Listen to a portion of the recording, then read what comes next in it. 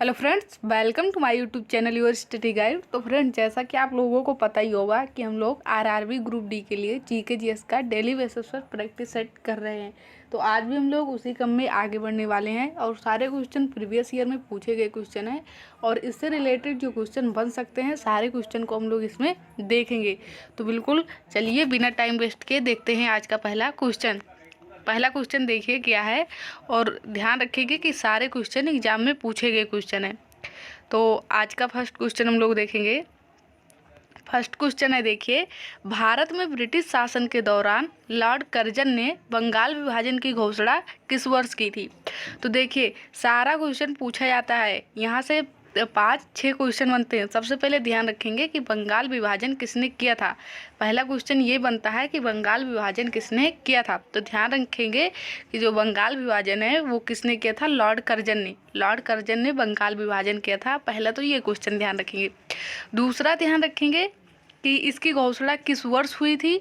तो ध्यान रखेंगे कि घोषणा भी 1905 में हुई थी और बंगाल का विभाजन भी 1905 को ही हुआ था, लेकिन डेट में फ़र्क है। देखेंगे कि विभाजन का निर्णय कब किया गया।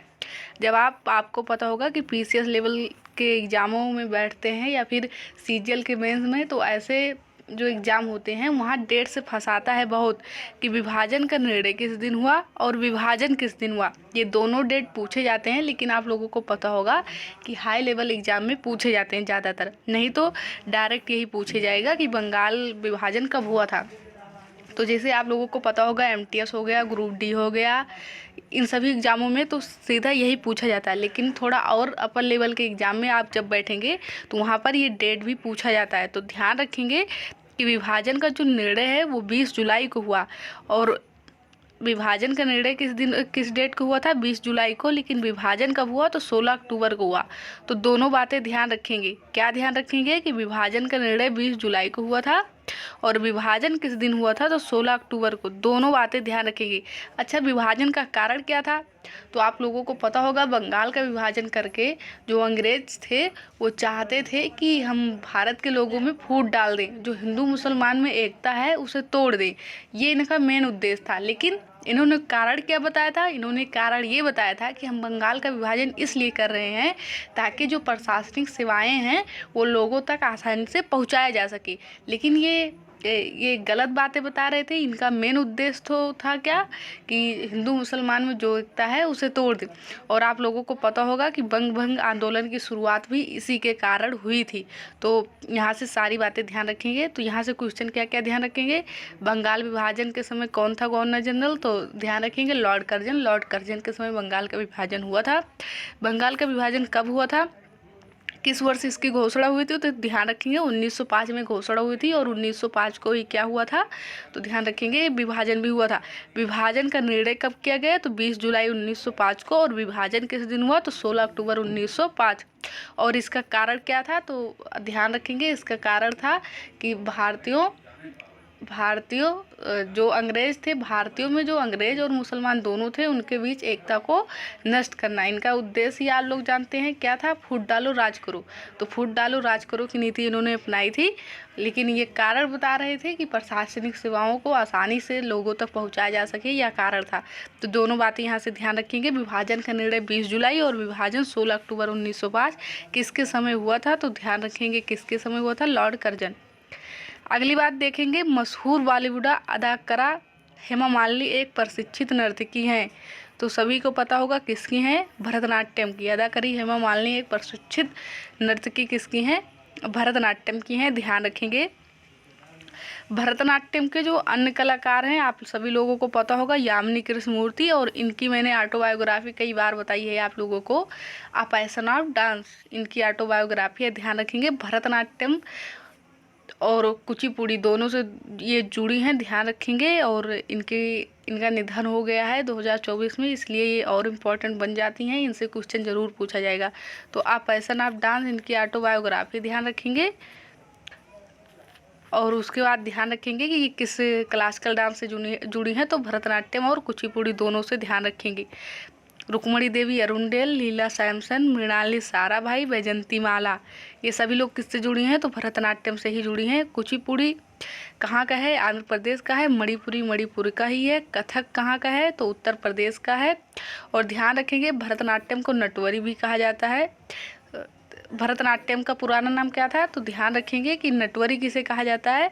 तो नटवरी कहा जाता है कथक को। लेकिन सादी रट्टम, अग्नि नृत्य, दासी नृत्य, ये सब किसके नाम है? तो ये सभी हैं किसके? तो ध्यान रखेंगे भरतनाट्यम से। और बुझवन नृत्य शैली जो है वो भी भरतनाट्यम से ही जुड़ी है। कई बार क्वेश्चन पूछा गया है बुझवन नृत्य शैली का संबंध किस क्लासिकल डांस से है? तो भरतनाट्यम से है। और ये कहाँ का है? तो तमिलनाडु का है। ध्यान रखेंगे।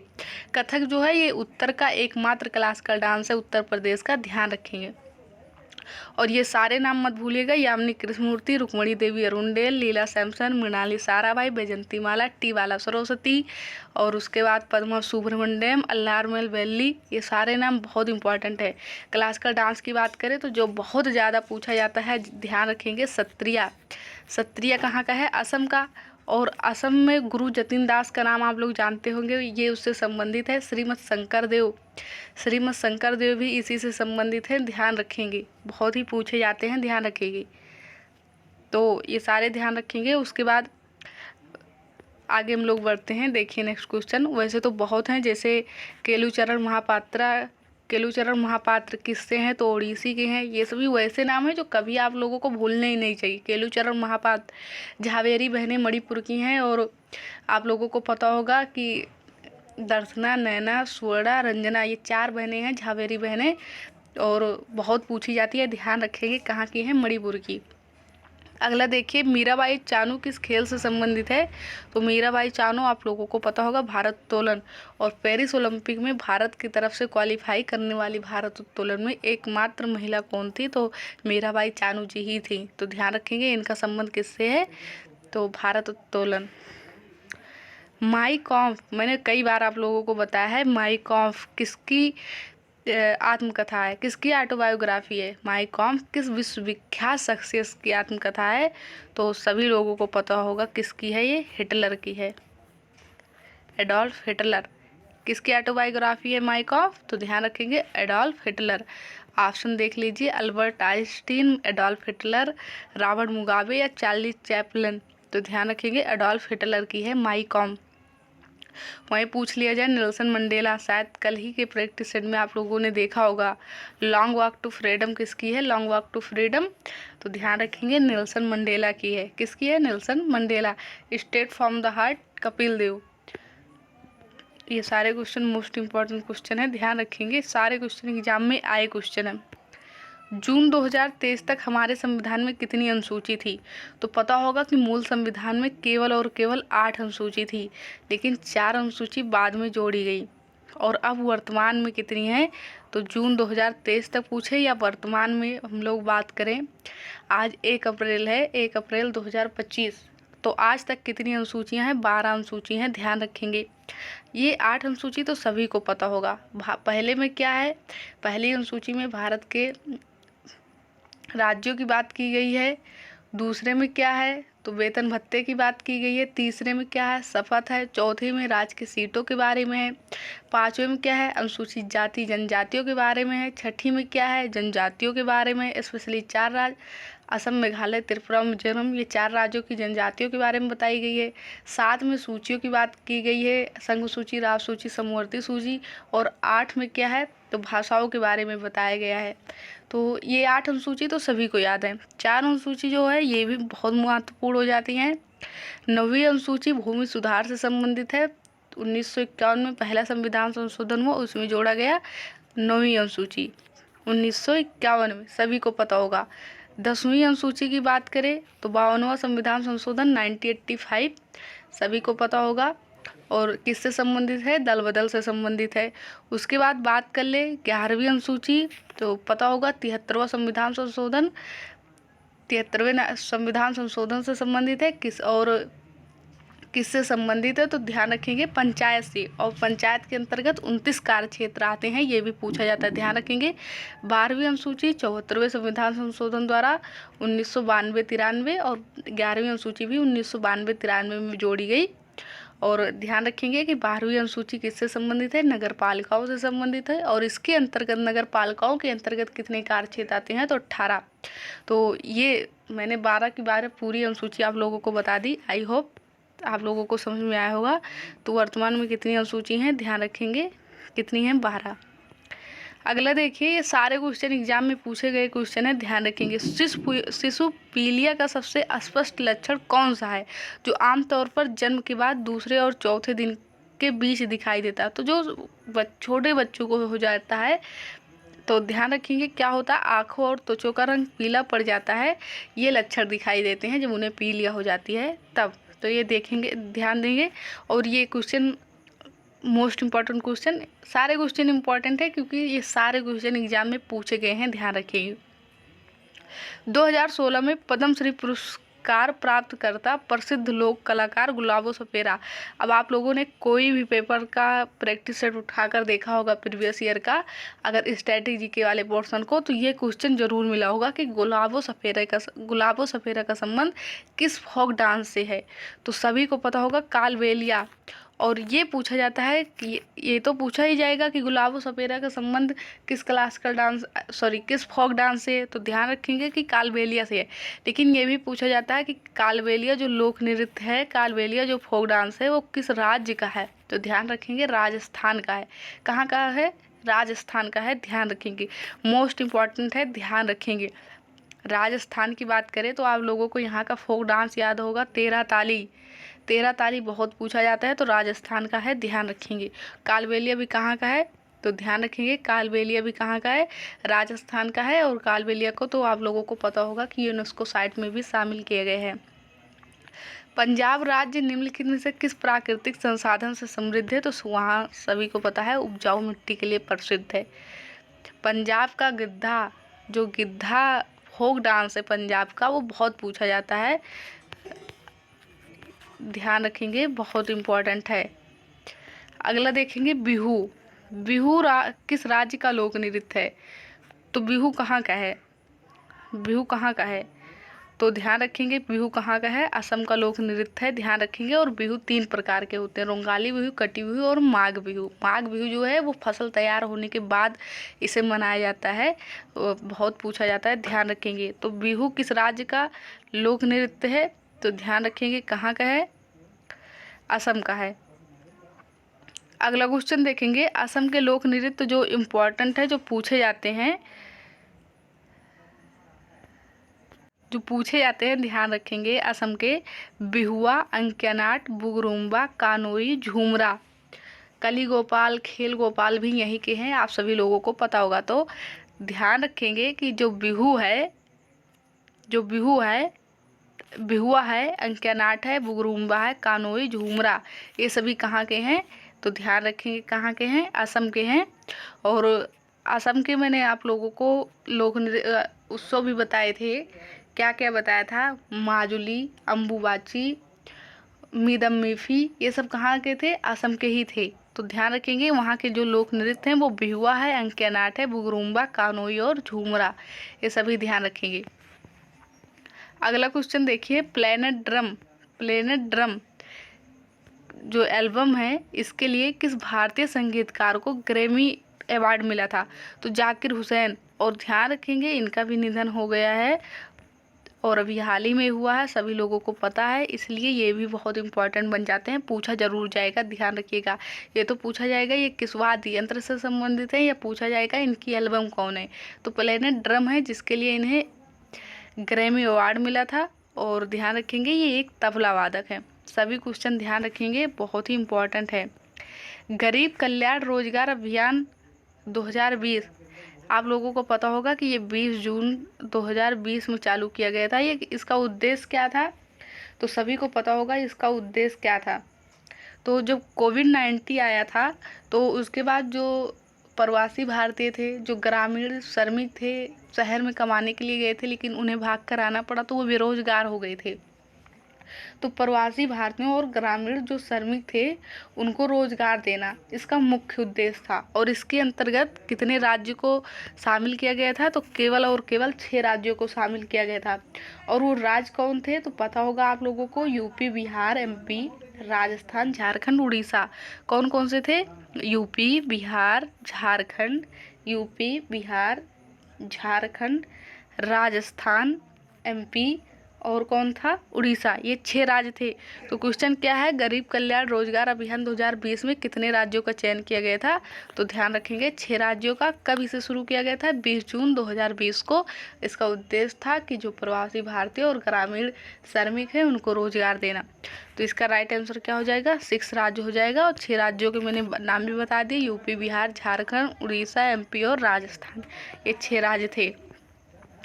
गंगूबाई अंगल कल भी आप लोगों को मिला होगा। गंगूबाई अंगल का संबंध मुख्य रूप से किस घराने से है, तो मैंने बताया था किराना घराना। इसके संस्थापक कौन है, तो देखिए इसके संस्थापक कौन है, मैंने नीचे पॉइंट में लिख दिया है। और जो पूछे जाते हैं किराना घराना से वो भी लिख दिया।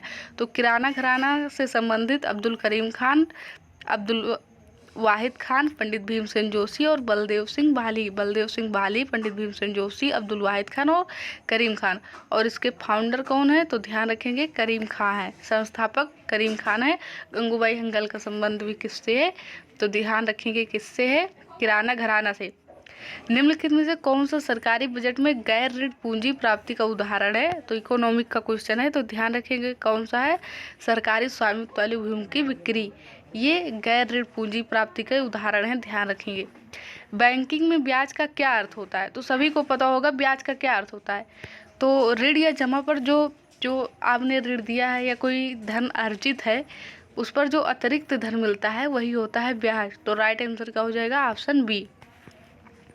अगला क्वेश्चन देखेंगे, क्वेश्चन नंबर 15। क्वेश्चन नंबर 15 है कि राज्य विधानमंडल स्टेट लेजिस्लेटर धन विधेयक पेश करने के लिए किसकी पूर्व अनुशंसा की आवश्यकता होती है। तो देखिए राज्य विधानमंडल की बात करें तो यहाँ पर होते हैं राज्यपाल, लेकिन अभी वहीं संसद की बात कर लिया जाए कि धन विधेयक पेश करना हो। और धन विधेयक सबसे पहले कहाँ जाता है, तो सभी को पता होगा लोकसभा में। तो देखिए पूर्व अनुशंसा किसकी होनी चाहिए, पहले किसकी अनुशंसा, पहले किसके हस्ताक्षर होने चाहिए। तो ध्यान रखिएगा अगर संसद की बात करता तो हमारे प्रेसिडेंट हो जाते, लेकिन जब ये स्टेट लेजिस्लेटर की बात कर रहा है तो यहाँ पर गवर्नर राज्यपाल होंगे। राइट आंसर क्या हो जाएगा, राज्यपाल, ध्यान रखेंगे। महाधिवक्ता की बात करें तो सभी को पता होगा कि इनका किस आर्टिकल में उल्लेख है। भारत के सबसे विधि कानूनी अधिकारी कौन होते हैं, तो महाधिवक्ता ही होते हैं। सॉरी, कौन होते हैं, महान्यायवादी होते हैं। आर्टिकल 76 में महान्यायवादी हैं और आर्टिकल 165 में महाधिवक्ता हैं, दोनों ध्यान रखिए। सोनपुर मेला और मधुश्रावणी मेला ये दोनों कहाँ लगते हैं, बिहार में लगते हैं। तो किस राज्य में लगता है, तो ये बिहार में लगता है। और जो सोनपुर मेला है ये पशुओं का, विश्व में पशुओं का सबसे बड़ा मेला बिहार में ही लगता है। तो वो कौन सा है, सोनपुर पशु मेला दुनिया का सबसे बड़ा मेला है पशुओं का, ध्यान रखेंगे। नवंबर महीने में ये लगता है, ध्यान रखेंगे, कार्तिक पूर्णिमा के शुभ अवसर पर हरिहर नाथ मंदिर के पास। तो एक तो ध्यान रखेंगे किस मंदिर के पास, दूसरा ध्यान रखेंगे किस महीने में। और दुनिया का सबसे बड़ा मेला सोनपुर मेला है, तो इस ऐसे भी ध्यान रख सकते हैं। अगला क्वेश्चन देखेंगे, निःशुल्क विधिक सहायता का उल्लेख भारतीय संविधान के किस आर्टिकल में है, तो आर्टिकल 39A में है, सभी को पता होगा। 44 में समान नागरिक संहिता और 40 में पंचायत का गठन। ये आर्टिकल आप लोगों को याद होंगे। गुलामों का गुलाम किसे कहा जाता है, इल्तुतमिश को। एकता व्यवस्था किसने प्रारंभ की थी, वो भी इल्तुतमिश ने ही किया था। इल्तुतमिश की बेटी कौन थी, रजिया सुल्तान, सभी को पता होगा। अच्छा, गुलाम वंश का संस्थापक किसे माना जाता है, तो कुतुबुद्दीन ऐबक को माना जाता है। और 2.5 दिन का झोपड़ा किसने बनवाया था, वो भी कुतुबुद्दीन ऐबक ने बनवाया था। तो ये क्वेश्चन ध्यान रखेंगे। लिंगराज मंदिर कल भी मैंने बताया था और पता नहीं कितनी बार बताया है कि लिंगराज मंदिर क्या है, उड़ीसा में है। कहाँ पर है, तो उड़ीसा में, और उड़ीसा का सबसे बड़ा मंदिर लिंगराज मंदिर है। तो राइट आंसर क्या हो जाएगा, उड़ीसा। और उड़ीसा में ही क्या है, कोणार्क का जो सूर्य मंदिर है जिसे ब्लैक पगोड़ा कहा जाता है, वो भी कहाँ है, उड़ीसा में ही है। तो ये भी आप लोगों को पता होगा। जगन्नाथ मंदिर पूरी उड़ीसा में है, ये भी पता होगा। तो ये क्वेश्चन ध्यान रखेंगे। फुटबॉल विश्व कप का प्रारंभ किस वर्ष हुआ था? तो किस वर्ष हुआ था? सभी को पता होगा 1930 में फुटबॉल फीफा वर्ल्ड कप का प्रारंभ किस वर्ष हुआ था? 1930 में हुआ था। इसका आयोजन भी कहाँ हुआ था? उरुग्वे में हुआ था। जीता भी था कौन? उरुग्वे। हारा कौन था? अर्जेंटीना। ये सारी बातें ध्यान रखेंगे। फीफा वर्ल्ड कप पहली बार कब हुआ? 1930 में हुआ। जीता कौन? उरुग्वे। हुआ कहाँ था? उरुग्वे में। उपविजेता किसे हराया था? तो ध्यान रखेंगे अर्जेंटीना। अब बात करें जो लेटेस्ट हुआ है फुटबॉल विश्व कप फीफा वर्ल्ड कप, वो 2022 में हुआ। हर 4 साल में एक बार होता है, सभी को पता होगा। तो 2022 वाला कहाँ हुआ था? तो 2022 में किसने जीता था? तो सभी को पता होगा 2022 में अर्जेंटीना जीता था। और हारा कौन था? तो हारा कौन था? फ्रांस। और जो ये हुआ था इसमें टोटल कितनी टीमों ने भाग लिया था? 13 टीम। फुटबॉल विश्व कप जो पहला हुआ था उसमें 13 टीमों ने भाग लिया था। और जो 2022 वाला है ये कौन टीम जीती है? अर्जेंटीना जीती है, फ्रांस हारा है। अब बात कर ले जो और क्वेश्चन बन सकते हैं कि 2026 में कहाँ होगा, कितनी टीमें भाग लेंगी। तो 2026 वाला जो है फीफा वर्ल्ड कप, ये ध्यान रखेंगे कहाँ होगा। तो इसमें 3 टीम यानी कि 3 देश हैं जो होस्ट होंगे, अमेरिका, मैक्सिको और कनाडा। सभी लोगों को पता होगा अमेरिका, मैक्सिको और कनाडा में ये होगा। और इसमें टोटल टीम 48 रहेंगी और मैच कितने होंगे? तो 104 मैच होंगे। ये बातें सभी लोग ध्यान रखेंगे क्योंकि ये अभी आगे आएगा, इससे क्वेश्चन बनेगा, तो ये सारे क्वेश्चन ध्यान रखेंगे। तो ये हम लोगों का आज का लास्ट क्वेश्चन था। आई होप आप लोगों को वीडियो पसंद आया होगा। वीडियो पसंद आया है तो वीडियो को लाइक करें, चैनल को सब्सक्राइब करें और अपने फ्रेंड्स के पास शेयर जरूर करें। Thank you for watching this video. Video कैसा लगा कमेंट बॉक्स में ज़रूर बताइएगा। Thank you.